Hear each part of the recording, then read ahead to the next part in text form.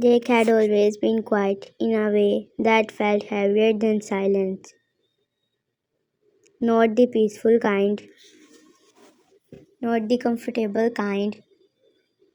His silence was sharp around the edges, stitched together with exhaustion and long nights and emotion he had never learned how to hold properly. He moved through life like someone serving a storm nobody else could see. Work, study, sleep, repeat. That was it. No friends lingering around the apartment, no random late night calls, no stories about family, nothing. Just Jay coming home with tired eyes and cold hands every single night. Wine used to think he hated her when they first became roommates. He never smiled much, never spoke unless necessary, always answered with short sentences. Yeah, fine, whatever. But after months of living together, she realized something else entirely. Jake was not cold because he wanted to be. He was cold because warmth was unfamiliar to him. And somehow, that realization ruined her. Because once Vine started noticing the tiny things, she could not stop. The way he always made sure the apartment door was locked before sleeping. The way he silently replaced her favorite snacks after eating the last one. The way he stood between her and crowds without thinking. The way he memorized her coffee order but pretended not to care. It was dangerous noticing things like that, especially because Wine had started caring far more than she could. She kept telling herself she needed someone warmer, someone easier, someone expressive. Not Jake, not her emotionally constipated roommate who looked permanently exhausted and acted like feeling physically offended him. And yet, Wine had never once felt her heart race around anyone the way it did around him. That night, rain tapped softly against the apartment windows. It was almost midnight when Wine finally fell asleep. The apartment was quiet except for the hum of the heater and distant thunder outside. Jake still was not home. Again, Wine sighed into her pillow.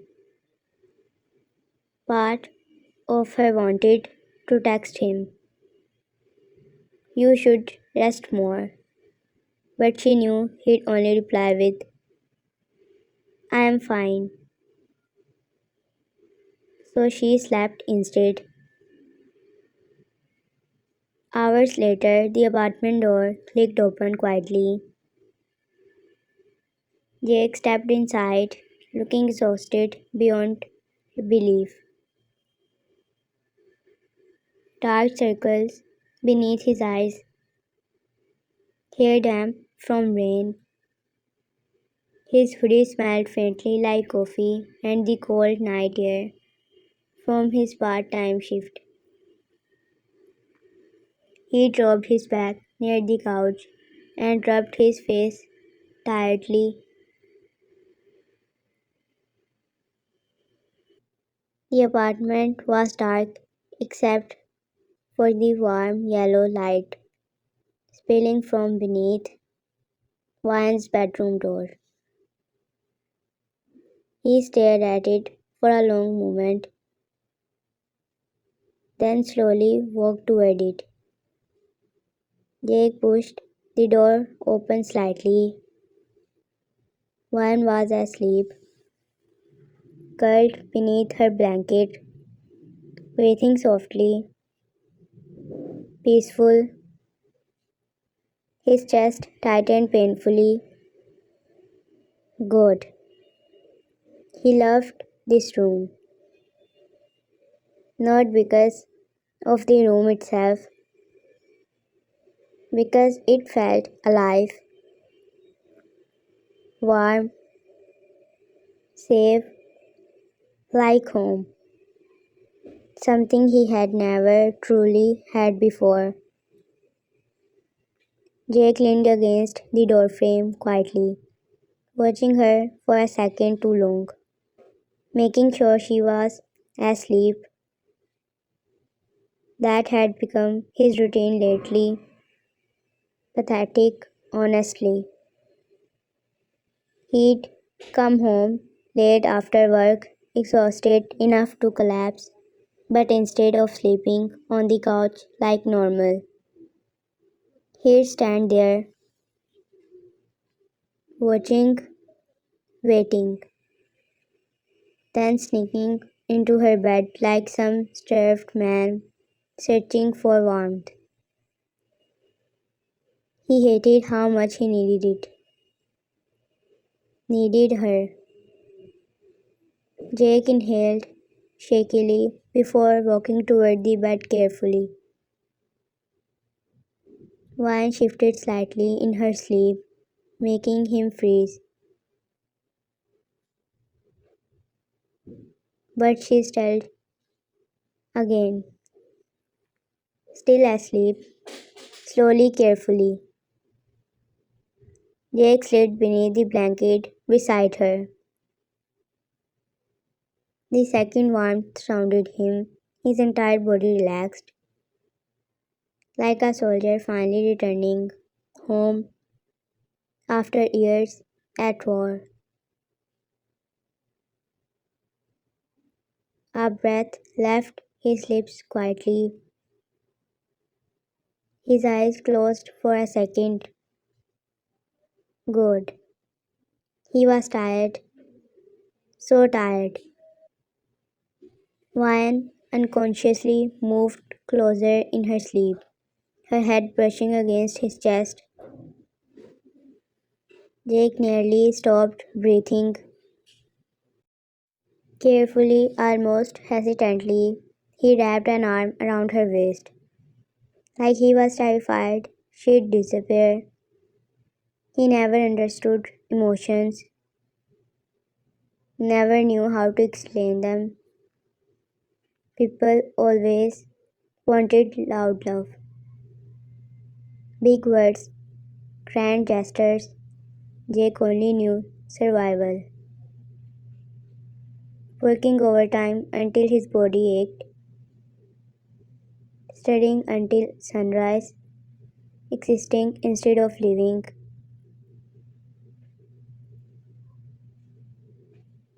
But somehow wine made him want things he didn't understand. Soft things, dangerous things, things that made his chest hurt. Jake buried his face slightly into her hair and closed his eyes. For the first time in weeks, he slept peacefully. Morning sunlight slipped through the curtains softly. Wine stirred awake slowly. Warm. Why was it so warm? Half asleep, she shifted slightly and froze. A strong arm tightened round her waist instantly. Her eyes widened. Jake. Jake was in her bed, sleeping beside her. Her face was buried against her neck, his arm wrapped around her possessively, like he belonged there. Ryan sucked in a sharp breath. What the hell? She carefully tried to move. Jake frowned in his sleep and pulled her closer immediately. Don't, he mumbled hoarsely. Ryan's heart almost exploded. Jake, his eyes slowly opened, dark, sleepy, beautiful. For a second, neither of them moved. Then realization hit him. Jake stiffened instantly. Shit. Ryan stared at him. You are in my bed. I noticed. You are hugging me. Unfortunately. She blinked. Unfortunately. Ryan narrowed her eyes, then let go. Jake looked at her silently for a second before tightening his arm around her instead. No. Her breath catch. What? You are warm. His voice was rough from sleep. Honest. Dangerously honest. Ryan's face heated instantly. Jake finally sat up slightly, rubbing a hand over his face. His hair was messy, his hoodie wrinkled. He looked unfairly attractive for someone who barely slept. You always do this, she asked slowly. Silence, which answered everything. Ryan stared at him in disbelief. You have been sneaking into my bed. Jake looked away. That sounds criminal when you say it like that. Oh my god, you never noticed. That's not the point. Jake sighed quietly before leaning back against the pillow. I worked late. That still does not explain why you are cuddling me like a lost boyfriend. His jaw tightened slightly. The room suddenly felt smaller. Ryan immediately regretted saying it. Jake stared at the ceiling silently for a long moment, then finally said quietly, It's the only time I sleep properly. Ryan's anger disappeared instantly because he sounded serious. No teasing, no joking, just tired, painfully tired. Her chest ached unexpectedly. Jake laughed softly, without humor. You know what's funny? What? I hate physical touch. Ryan blinked. But, but somehow, when it's you, I sleep like the dead. The tension in the room became unbearable. Maya looked away first. Her heart was beating way too fast. Jake watched her quietly, and for some reason, he suddenly looked angry. Not at her, at himself. You should probably hate me right now, he muttered. Maybe a little. Fair, but I don't. Jake's eyes lifted back to hers slowly. That look almost ruined her. Exhausted, guarded,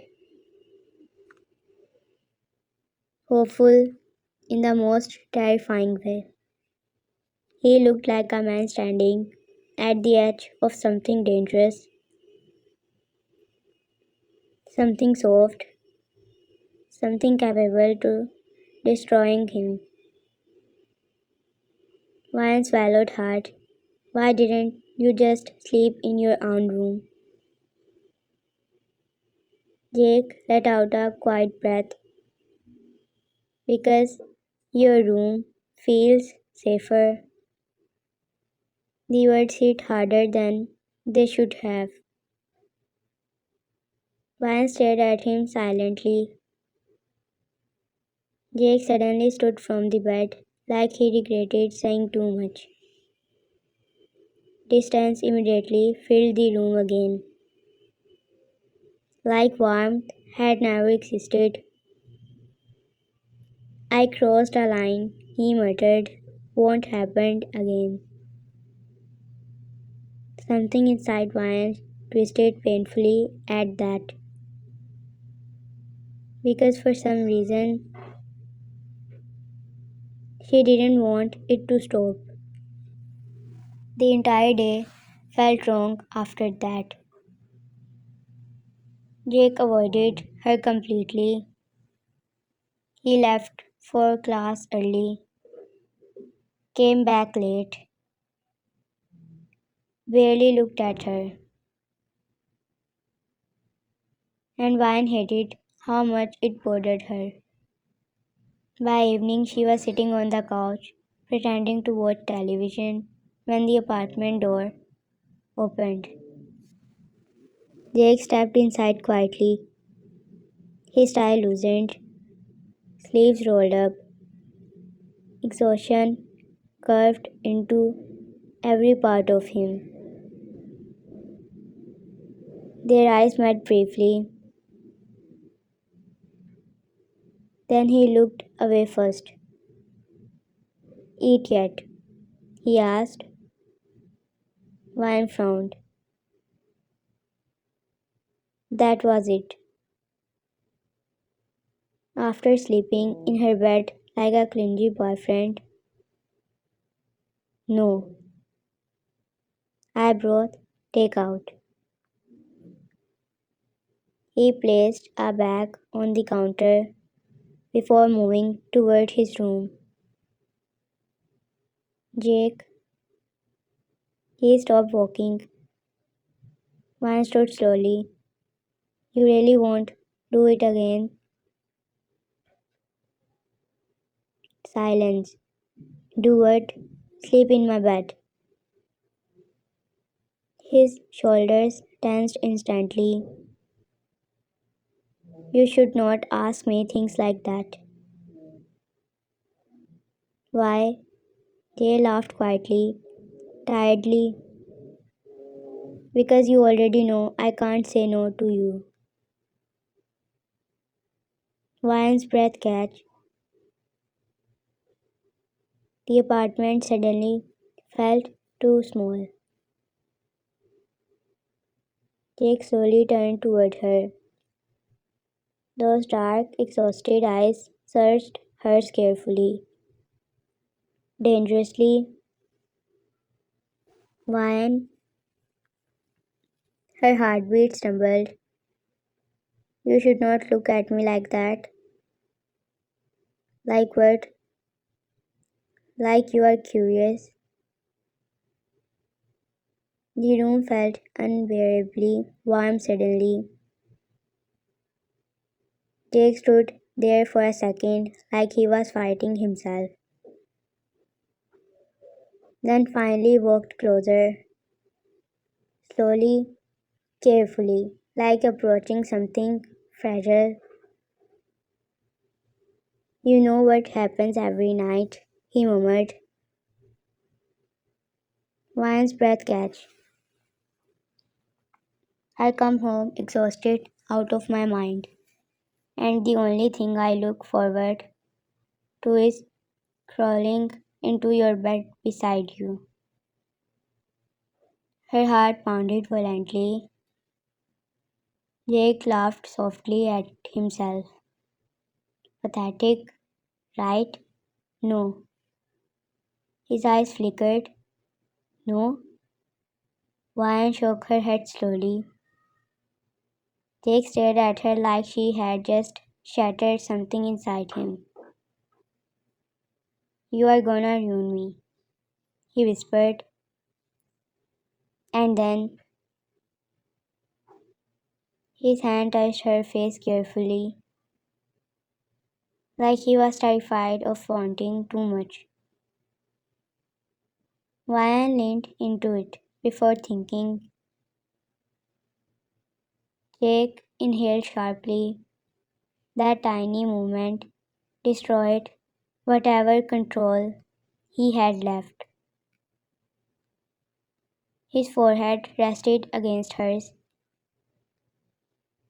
Tell me to stop.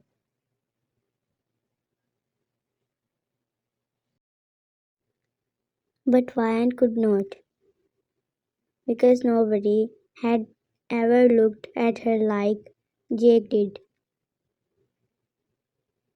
like she was the first soft thing life had ever given him. So instead, Ryan kissed him, soft, tentative. Jake froze completely, then suddenly kissed her back like he had been starving for years. His hand moved to her waist instantly, pulling her against him. The kiss was not polished, was not practiced. It was desperate, messy, full of emotion. Jake never knew how to say aloud. Vine's finger tangled into his hoodie as he kissed her deeper. And for the first time, Jake finally let himself feel something. When they finally pulled apart, both breathing hard, Jake rested his forehead against hers again. You have no idea what you do to me, he whispered. Vine's heart nearly stopped. Jake's hands tightened slightly around her waist before he buried his face against her neck, like he needed a second to breathe. And for the first time since she met him, he let himself be held true. No walls, no coldness, no silence sharp enough to cut. Just Jake, tired, touched, starved, Jake who whispered against her skin, can I sleep beside you again tonight? Ryan smiled softly, brushing her fingers through his messy hair. You were going to anyway. A quiet laugh left him. Small, sleepy, real. Then he looked at her in a way that made her entire chest ache. Like he still could not believe someone was letting him stay. And God, Vine already knew she'd never be able to sleep without him again.